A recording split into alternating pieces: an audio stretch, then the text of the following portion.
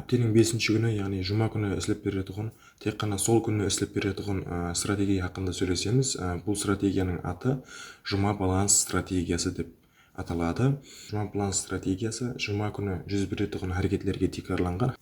Яғни базардың әрекетін болжау, анализ істеу ең қиын күн болған 5-чи күні, яғни стратегияларға бойсынбайтын күндегі жақсы істеп беретін стратегияны мен сіздерге бүгін үйретіп өтемін.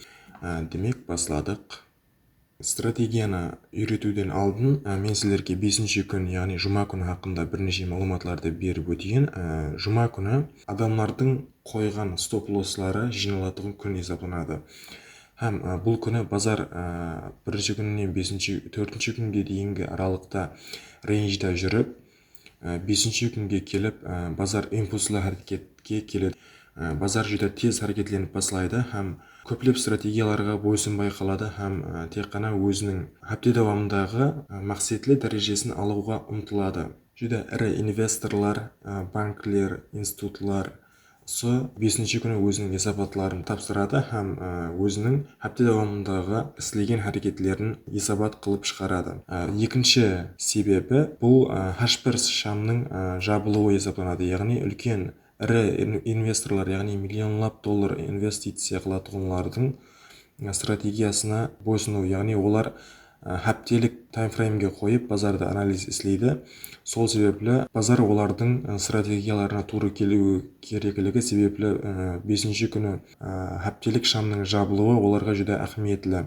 Кіші таймфреймдерге ұқсас болып стратегияларға бойсынған халда жабылуы үшін 5-ші күні жүдә импульслы әрекет, жүдә тез әрекет жүз береді. Яғни екінші себебі 5-ші күнге ірі инвесторлар һәм жүдә үлкен болған хедж фондлар осы хаптелік шамның жабылуына қарап өзінің стратегияларын қайта көріп шығады. Сол себеплі хаптелік шамның жабылуы оларға жүдә әһмиятлі. Хаптелік шам болса 5-ші күні жабылады. Және базарда маркетмейкерлер бар. Маркетмейкерлер өзінің активлерін, яғни базардағы инвестицияларын есептап қылады һәм өзінің пулларын есеплайды. Бұл есеплау түрі Т+, Т+1, Т+2, Т+5, яғни жұма күніне туры келетіғын есеплауларға туры келеді. Яғни біздер сауда істейтіғын метатрейдерде бұл нәрсе жоқ. Әр түрлі брокерлер, емаса басқа да профирмалар тек қана маржалы саудаларды біздерге көрсетеді. Олар сияқлы базарда есеплаулар менен сауда істемейміз. Олар қандайда Т бұл таймфрейм, яғни сіз сделка ашқан күн, ал ізіндегі плюс болса, сол сделкаңыздың есеплауы болып өтетіғын күнді білдіреді. Т+2, Т+5 болса, яғни Т+5 болса, демек сделкаңыз ашылған күннен 5 бизнес күні өтіп есепланады ондағы деталлары. Ал біздерде болса, брокерлердің, профирмалардың берген маржалары текарында сол кезде сделка ашуымызбенен ол онлайн түрде есепланып кетеді.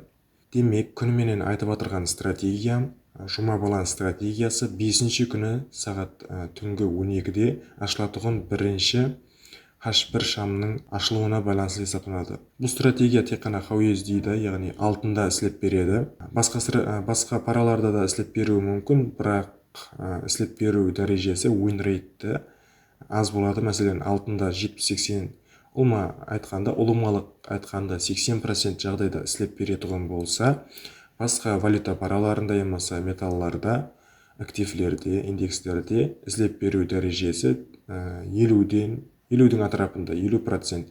Яғни әр 10 саудаңыздың 5-еуі take profit алады деген сөз. Бұл стратегия түнгі 12-дегі шамның бірінші H1 шамынан тап ұсындай қылып ордер блокқа ұқсас 4 межлікті тартасыз.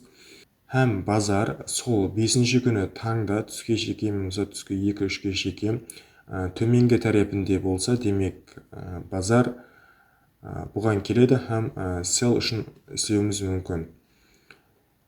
Яғни базар бұл күні төменге қарай әрекет етеді. Егер базар дәслепкі сағатларда жоғарыға қарай әрекет етсе, һәм ол кейін 1-2 сағатлардан соң қайтып келеді һәм осы зонаға келгенінде біздер бай үшін саудаға кіреміз. яғни бұл стратегия үш түрлі болып істейді.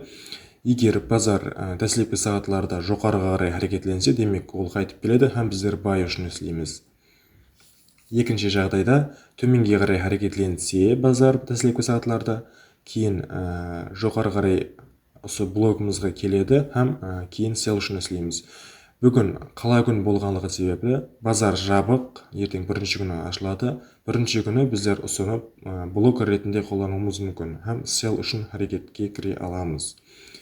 Үшінші жағдайда ол дәслекті сағатларда базар осы блоктың атрапында жүреді һәм біздерге ешқандай сигнал бермейді һәм кейін рейнжға түсіп қалады. Алдын сілерге флет зонаны үйреткен едім, яғни осының ішінде флет болып қалуы мүмкін. Кейін базар қайсы тарифке қарай бұзып өтеді. Фибоначчи арқылы флет зонада үйренген зонамыз арқылы біздер саудаға кіруіміз мүмкін, яғни сел үшін немесе бай үшін. Флет зонада болып қалуы мүмкін деп сіздерді тек қана ескертіп отырмын, бірақ көпшілік жағдайларда ондай болмайды, я жоғарыға, я төменге кетіп қалады. Бұл зона психологик зона есептелінеді һәм бұл күні көпшілік адамдар өзінің стопларын осы атраптарға қояды. 5-ші күні болса стоплар, ликвидиторлар, базардағы пуллар, маркетмейкерлер, яғни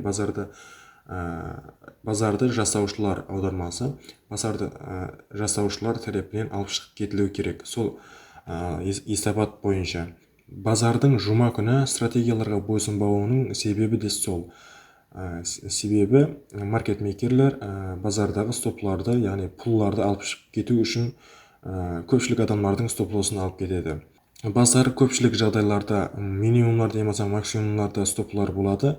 Өздеріңізде осындай максимумларға сел үшін кірсеңіз максимумға, немесе бай үшін кірсеңіз минимумға стопларды қойып саудаға кіресіз. Ал басқа стратегиялардан пайдаланушылар бұларды блок ретінде алуы мүмкін, немесе резистенс, қолап қуатлау зоналары ретінде алуы мүмкін. Себебі көріп тұрғаныңызда идеал тәрізді блокқа, ордер блокқа мысал бола алады. Бұл жерді қолап қуатлау һәм қарсылық зонасы ретінде көпшілік адамдар істеткендігі себеплі көпшілік адам осы жерден базарға кіреді, яғни саудаға кіреді. Сделкалар бұл жерде жүр көп. Базар соны алу үшін барады һәм алғаннан соң сел үшін ашқанлардың көплігі себеплі, олардың базардағы контролы көплігі себеплі базар төменге қарай тасылайды. Енді реал базарда бұның қалай істеп бергенлігін, істеп беру дәрежесін көріп өтейік.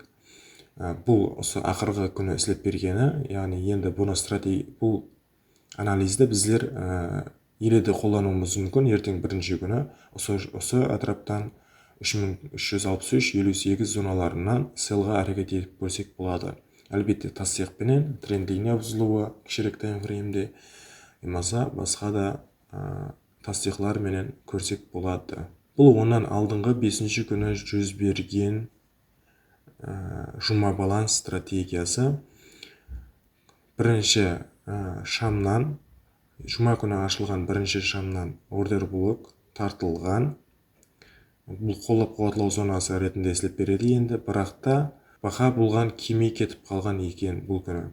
Бірақ бұл күніде бұл жұма баланс стратегиясы идеал тәрізде істеп берген. Блокқа келген һәм ұшып кеткен.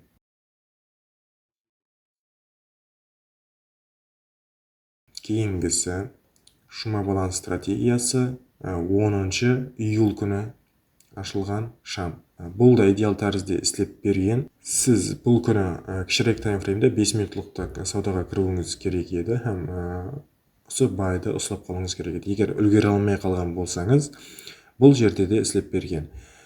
H1 шамда келіп тиген һәм көтерілген. 3335-тен 3352-ге шекем. 170 пипс әрекет бар бұл жерде. 0.01 лотпенен кіргеніңізде де сіз $17 пайда алған болар едіңіз бұл саудада. 0.1 лотта $170. Бұл июльдің 4 күні істеп берген жұма баланс стратегиясы. Бірінші шам төменге қарасаңыз көрініп тұрды, мінекей. 4th July 2025. Бұл жерде стопыңызды алған болар еді. Осы жерде қосымша қылып өтейін. Егер саудаға кірген кезіңізде стоп лоссыңызды 5 пипс жоғарыға қойың. Егер сел үшін кірген болсаңыз. 5 пипс деген қандай болады? Мәселен, бұл жерде негізі осы жерге қойылуы керек еді. Мінеке 5 пипс жоғарыға қойдық. Саудамыз take profit пенен жұмақланды. Кейінгісі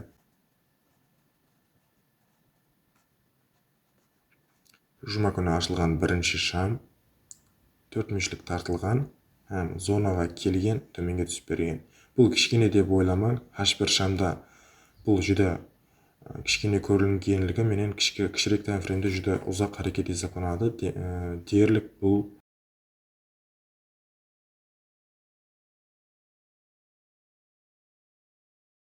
150 пипслі әрекет. Сіз бұл жерде сел үшін саудаға кіргеніңізде ең кіші лотпенен 0.01 лотпенен кіргеніңізде де $15 пайда қылған болар едіңіз. 0.01 лотпенен $150. Кейінгісі.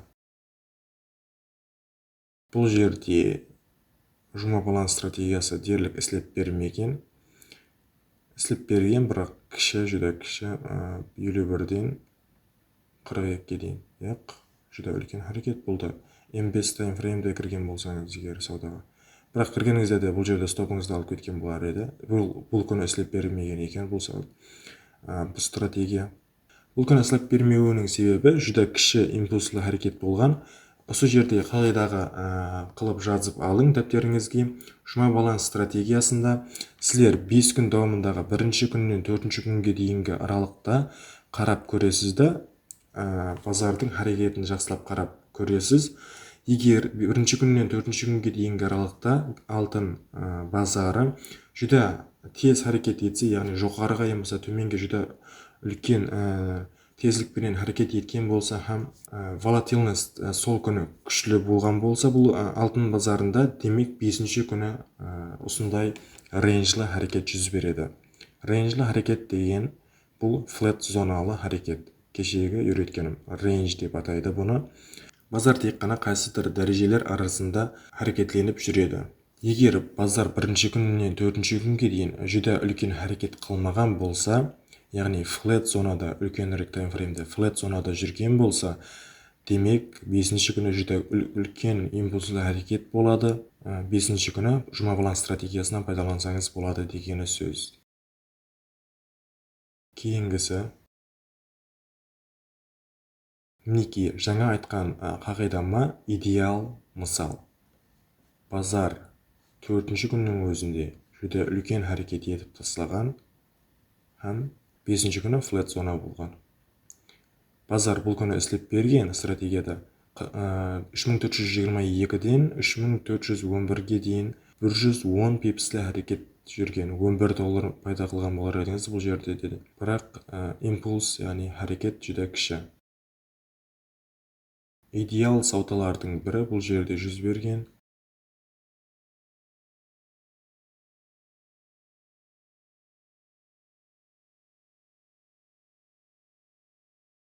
Жұма баланс стратегиясы бұл күні идеал тәрізде іслеп берген. Сіз саудаға кірген болар едіңіз бұл жерден.